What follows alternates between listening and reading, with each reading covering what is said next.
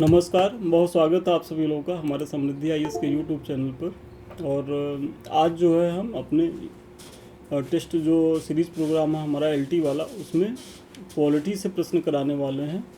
और प्रश्न हमारा ये है कि प्रजातंत्र शासन प्रणाली का रूप मात्र नहीं है अपितु यह जीवन पद्धति भी है, व्याख्या कीजिए। तो ये आपके सिलेबस का ही पार्ट है और हम सिलेबस के अकॉर्डिंग ही एक अच्छा प्रश्न कराने वाले हैं। बस आप लोग 10 मिनट बने रहिए। तो न केवल आपको एक प्रश्न का मॉडल उत्तर मिलेगा, बल्कि जो आपके अंदर लिखने का डर है कि कैसे भूमिका निष्कर्ष लिखा जाएगा, ये सारी चीज़ें आप यहाँ सीखेंगे। देखिए, आगे बढ़ने से पहले संस्थान 2 बैच चला रहा है, इसके बारे में जानिए। एक तो हमारा जो है यूपी पीसीएस का फाउंडेशन बैच है, जो 2026 के लिए चल रहा है। पेपर 3 से शुरू है, 7 अप्रैल से। तो अभी कोर्स ज़्यादा नहीं निकला है, ज्वाइन करिए आप लोग और इसका लाभ उठाइए, क्योंकि इस बार यूपी पीसीएस 2026 में इतिहास की सबसे बड़ी वैकेंसी होने वाली है। और इस बार यदि आप चूके तो समझ लीजिए कि आपका नुकसान होना तय है। साथ ही हमारा जो एलटी ग्रेड का जो प्रोग्राम चल रहा है, पॉलिटिकल साइंस और हिस्ट्री को लेकर के हम करा रहे हैं, मेंस आंसर राइटिंग प्रोग्राम। तो आप लोग जुड़े, इसका लाभ उठाएं। यहाँ क्या है कि डेली आपको प्रश्न उत्तर के माध्यम से जो भी आपका टॉपिक है वो कवर किया जाएगा। आपको मॉडल उत्तर दिया जाएगा जो एक कंटेंट की तरह होगा, और आपकी कॉपी का भी हम मूल्यांकन करेंगे, फीडबैक देंगे। और जो हमारा कंटेंट है वो इतना समृद्ध है, और ये हमारे टेस्ट सीरीज़ का ही पार्ट है। मतलब जो अभी हम क्वेश्चन आपसे डिस्कस करेंगे, हमने टेस्ट सीरीज में अपने कराया है बच्चों को। तो आप हमारे कंटेंट को यदि आप पढ़ करके भी जा करके लिख आते हैं, तब भी आप जो है परीक्षा पास कर जाएंगे। बस शर्त उसमें यही है कि आपका प्रश्न वहाँ छूटे ना, क्योंकि अगर आपका प्रश्न छूट रहा है तो इसमें कोई क्या कर सकता है। तो ठीक है, चलें आगे देखते हैं प्रश्न आज का कि प्रजातंत्र शासन प्रणाली का रूप मात्र नहीं अपितु यह जीवन पद्धति भी है, व्याख्या कीजिए। तो सबसे पहले एक छोटी सी भूमिका दीजिए कि वर्तमान युग प्रजातंत्र मतलब जो हम लोकतंत्र में रह रहे हैं, तो प्रजातंत्र का ही दूसरा नाम क्या है? लोकतंत्र। अगर लोकतंत्र आए या प्रजातंत्र, तो आपको कन्फ्यूज नहीं होना है, दोनों एक ही चीज़ है। उन्हें प्रजा माने क्या होता है? लोक, लोक माने प्रजा, और तंत्र माने हिस्सा, तो वही है। तो प्रजातंत्र केवल सरकार चुनने की 5 वर्ष की प्रक्रिया मात्र नहीं है, बल्कि यह स्वतंत्रता, समानता, बंधुत्व के मूल्यों पर आधारित एक जीवन पद्धति है। तो सबसे पहले आपको इसी तरीके से भूमिका देनी होगी कि भाई प्रजातंत्र को पहले बताइए कि प्रजातंत्र है क्या। फिर थोड़ा सा इसको और एक्सप्लेन करें कि यह सहिष्णुता, संवाद और आपसी सम्मान के साथ जीने का क्या है? तो तरीका है। कौन? प्रजातंत्र, जहां नागरिक निर्णय लेने की प्रक्रिया में सक्रिय रूप से भागीदार होते हैं। कैसे भागीदार होते हैं? सबसे पहले तो आप वोट देते हैं, अपने जनप्रतिनिधि को चुनते हैं। और लोकतंत्र में मतलब क्या होता है? तो कौन संप्रभु होता है? तो जनता संप्रभु होती है। प्रियम्बल में हम भारत के लोग, मतलब ये जो संविधान बना है, ये जो भारत है, वो भारत कम किससे है? हमसे है, हमसे आपसे है भारत। तो ये चीज़ें हैं। सक्रिय रूप से भागीदार होते हैं। प्रजातंत्र जनमत की सहमति पर संचालित होता है। आपको पता ही होगा कि भाई आप ही प्रजातंत्र के वास्तविक मालिक होते हैं, क्योंकि जनप्रतिनिधि आपके लिए उत्तरदायी होते हैं। और प्रत्येक 5 वर्ष में चुनाव के बाद यदि आपको लगता है कि वो हमारे लिए उपयोगी नहीं है या हमारे लिए काम नहीं कर रहे हैं, तो उनको जो है आप हटा भी सकते हैं। इसका मूल आधार जनता की सामान्य इच्छा होती है। इसका मुख्य उद्देश्य समाज कल्याण है। तो ये सारी डिफिनेशन क्या है? प्रजातंत्र की विशेषता को लेकर के है। आपने पहले पैराग्राफ में ये चीज़ें बताई। अब थोड़ा सा बताइए कि प्रजातंत्र एक जीवन पद्धति के रूप में कैसे है, जो आपके प्रश्न की डिमांड है। तो सबसे पहले आप ये बताइए इसमें कि मूल्यों पर आधारित है। ये जीवन पद्धति कैसे है? तो इसमें ये मूल्यों पर आधारित होती है। यह केवल वोट देने से सीमित नहीं है। मतलब प्रजातंत्र में आप रह रहे हैं तो ऐसा नहीं कि आप केवल वोट दे रहे हैं और आपका दायित्व खत्म हो जा रहा है या सरकार का दायित्व खत्म हो जा रहा है, नहीं, बल्कि दैनिक जीवन में स्वतंत्रता, समानता और न्याय के सिद्धांत का पालन करना है।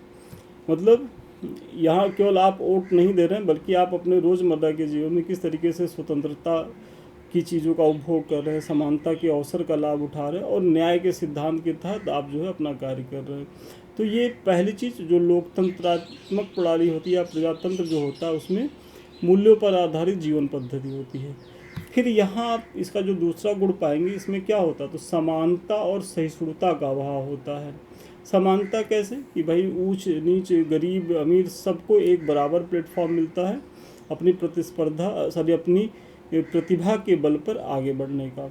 और इसीलिए यहाँ देखेंगे कि आज वर्तमान में भारत की राष्ट्रपति द्रौपदी मुर्मू एक आदिवासी समाज से आती हैं और बहुत पिछड़े समाज से थी, लेकिन उन्हें हमारे लोकतांत्रिक जो प्रक्रियाएं हैं उसके माध्यम से उन्हें वो अवसर मिला। इसीलिए ये वंचितों शोषित तबके सबके लिए काम करता है। मतलब यहाँ समावेशी विकास की बात होती है, समानता की बात होती है। दूसरी चीज़ यहाँ सहिष्णुता की बात होती है। मतलब सहिष्णुता मतलब आपसी भाईचारे के साथ रहना, एक दूसरे की भावनाओं का सम्मान करना, ठीक है, ये चीज़ें हो गई। फिर तीसरा इसमें क्या है कि व्यक्तिगत स्वतंत्रता को अक्षुण्ण बनाए रखना। आपको पता ही होगा जो आपके फंडामेंटल राइट्स मिले हैं, जो आपकी व्यक्तिगत स्वतंत्रताएं हैं, उसको भी मतलब सुरक्षित रखने का अधिकार दिया गया है आर्टिकल 32 और आर्टिकल 226 के तहत। यदि इसका उल्लंघन होता है तो आप सुप्रीम कोर्ट और हाई कोर्ट भी जा सकते हैं। फिर मानवाधिकारों की रक्षा की संकल्पना भी प्रजातांत्रिक प्रणाली से ही संभव हो सका है। तो जो आज हमारे मानवाधिकार हैं, हम कहते हैं कि भाई हमारा ये अधिकार है, ये अधिकार है, ये अधिकार है, तो आज आप इतना अधिकार की डिमांड इसलिए कर लेते हैं कि आप लोकतांत्रिक प्रणाली का हिस्सा हैं। सोचिए, आप भारत में रह रहे हैं, भारत एक लोकतांत्रिक देश है। अगर यही डिमांड आप उत्तर कोरिया में जाके कर लीजिए कि हम उत्तर कोरिया के नागरिक हैं, हमारी ये डिमांड है, ये डिमांड है, ये डिमांड है, तो आपका क्या होगा। या जो भी ऐसे सैन्य तानाशाह रहे हैं भाई, जैसे मुसोलिनी के समय में इटली में, हिटलर के समय में जर्मनी में, तो वहाँ तो राजा के शब्द ही कानून होते थे और उनकी इच्छा ही आपका जीवन होता था। नहीं तो राजा कह दिए कि इसका सर हमको अच्छा नहीं लग रहा है, इसकी नाक अच्छी नहीं लग रही, इसका मुंह नहीं अच्छा लग रहा है, इसका सर कलम कर दो, तो वो तुरंत वहीं शहीद गए ईश्वर के पास। लेकिन वर्तमान में अगर भारत का प्रेसिडेंट भी अगर चाहे किसी को इस तरीके का परिस देने के लिए, तो वो भी नहीं कर सकता, उसको भी वो राइट्स नहीं मिले हुए हैं। तो आप समझिए कि किस तरीके से आप प्रजातांत्रिक जो प्रणाली में रह रहे हैं वो कितना महान प्रणाली है और कितना ज़्यादा आपको सुरक्षा प्रदान किए हुए हैं। फिर इसकी अगली जो विशेषता सहयोग एवं बंधुत्व की भावना बढ़ाने में। तो जो प्रजातंत्रात्मक प्रणाली होती है, इसके द्वारा सामूहिक निर्णयों में विश्वास, दूसरे के विचारों का सम्मान करना एवं संवाद के माध्यम से विवादों को सुलझाने का प्रयास किया जाता है। मतलब लोकतंत्र में क्या है कि भाई लोगों का बहुमत बनाया जाए और बहुमत के हिसाब से चीज़ों को की जाए, और अगर कहीं गतिरोध है तो उसको मिल बांट करके सद्भावपूर्ण तरीके से उस गतिरोध का सामना किया जाए। फिर छठा इसमें है नागरिक सहभागिता। तो नागरिक सहभागिता के तहत देखेंगे कि लोकतांत्रिक प्रणाली में जनता केवल चुनाव में मतदान भर नहीं करती, बल्कि शासन प्रणाली में सक्रिय भागीदारी, कानूनों का पालन एवं अपने अधिकारों एवं कर्तव्यों के प्रति भी जागरूक रहती है। और अभी ये स्थिति भारत में थोड़ा सा कम है, लेकिन जैसे जैसे भारत में शिक्षा बढ़ेगा, लोग अपने अधिकारों को लेकर के अवेयर होंगे, तो ये सारी चीज़ें जो है वो उन्हें प्राप्त होगी। और आपको पता ही होगा कि जब हम आज़ाद हुए थे तब हम किस स्थिति में थे, और आज हम अपने अधिकारों को लेकर कितना मुखर हो रहे हैं और आगे जाकर कितना मुखर हो जाएंगे। तो आप एक देख रहे होंगे विकास क्रम, और ये कहाँ संभव है, तो ये प्रजातांत्रिक प्रणाली में ही संभव है। हालांकि प्रजातांत्रिक प्रणाली की कुछ अपनी समस्याएं भी हैं। समस्याएं मतलब क्या, सीमाएं हैं। तो सीमाओं में सबसे पहला है क्या कि निर्णय लेने में देरी। तो सबसे पहली इसकी जो सीमा है वो है निर्णय लेने में देरी। लोकतांत्रिक प्रक्रिया में चर्चा, बहस और पारदर्शिता के कारण फैसलों में देरी होती है। आप लोग देखते होंगे कि संसद भवन में हमारे जो माननीय लोग होते हैं वो अपने आचार विचार से कितना हो हंगामा करते हैं, और कभी कभी कोई विधेयक कितना लंबा खिंच जाता है। लेकिन वहीं अगर आप दूसरी धारा में जाएंगे, आप सोचिए अगर किम जोंग उन को भी सपने में भी कोई फैसला लेना हो तो वो उठेगा और एक फ़ोन कॉल करेगा, वो फैसला लागू हो गया। इसी तरीके से जो अध्यक्षात्मक शासन प्रणाली है, तो वहाँ भी आप देखेंगे कि जहाँ थोड़ा सा तानाशाही चीज़ें हैं, तानाशाही वाली चीज़ें, मतलब अध्यक्षात्मक तो नहीं कह सकते, जहाँ तानाशाही शासन, जैसे खाड़ी के देश हो गए जहाँ अभी भी राजा लोग हैं, या किम जोंग उन का मैंने उदाहरण दिया है। तो ये सब देश ऐसे हैं कि वहाँ अभी भी वन मैन की सरकार है। तो ऐसे में जहाँ फैसला बहुमत से लिया जाता है तो वहाँ फैसलों में देरी होनी तय है, और जहाँ एक ही व्यक्ति को फैसला लेना है तो वहाँ तो वो तुरंत हो जाते हैं। फिर इसमें क्या होता है कि अस्थिरता होती है।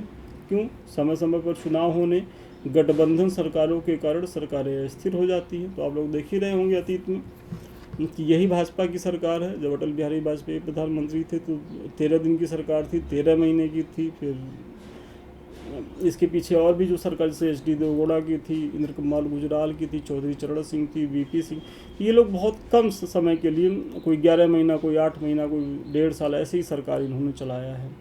बार बार चुनाव में जाना पड़ता है।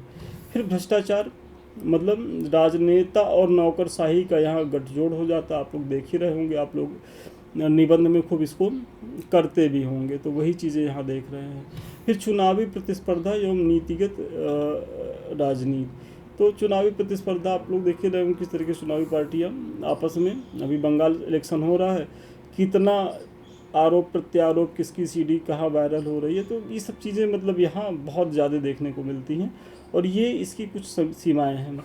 फिर मतदाताओं को अपने अधिकारों के प्रति जागरूक नहीं होता, मतलब मतदाता अभी भी जो है अपने वोट की कीमत जान ही नहीं रहे हैं। वो कुछ रुपए लेकर के, कुछ जो प्रत्याशी है उनके द्वारा कुछ प्रलोभन में आ जाते हैं और अपने वोट को वैसे ही दे देते हैं।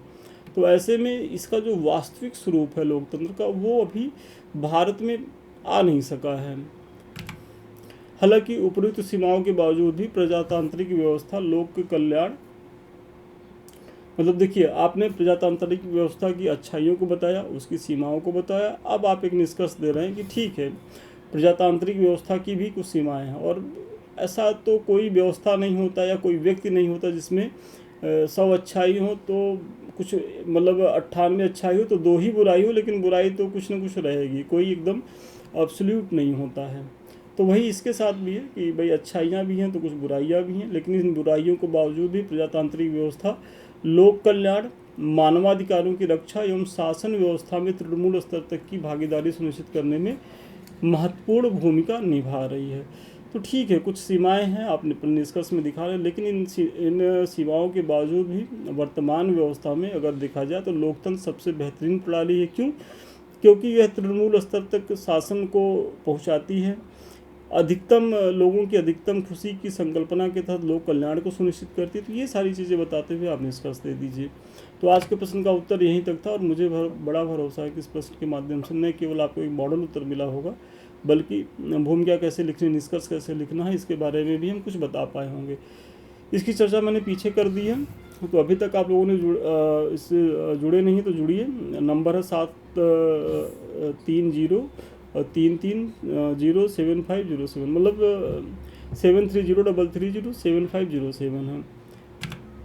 देखिए, इस तरीके से हमारे मॉडल उत्तर होते हैं। तो जब आपका कॉपी चेक हो जाएगा तो हम आपको मॉडल उत्तर भी देंगे और फिर क्वेश्चन भी देंगे, मतलब आपका प्रत्येक टॉपिक जो है हम मॉडल उत्तर के माध्यम से कवर कराएंगे और कुछ भी छूटेगा नहीं। साथ ही साथ ये हमारे कुछ लिंक्स हैं, तो अभी तक यदि आपने ज्वाइन नहीं किया तो ज्वाइन करें। एक तो हमारा समृद्धि IAS ऑफिशियल टेलीग्राम है, @ लगा लीजिएगा, आप लोग पूछते रहते हैं। तो देखिए, ये है हमारे टेलीग्राम का लिंक। और फिर 2 चैनल हमारे यूट्यूब के, एक तो हमारा अपना समृद्धि IAS का है, दूसरा सेकंड चैनल है संदीप मिश्रा ऑफिशियल। तो ये दोनों चैनल जो हैं आपकी तैयारी के लिए बेहद उपयोगी हैं। अभी तक आपने इसे ज्वाइन नहीं किया तो ज्वाइन करें और अपनी तैयारी को धार दें। और सबसे अंत में, यदि आप हमसे बात करना चाहते हैं या हमारे बैच से जुड़ना चाहते हैं तो 7303307507 पे संपर्क कर सकते हैं। तो ठीक है, आज के लिए इतना ही। पुनः मिलते हैं नए वीडियो में नए क्लास के साथ। तब तक के लिए धन्यवाद, शुभकामनाएं आपको।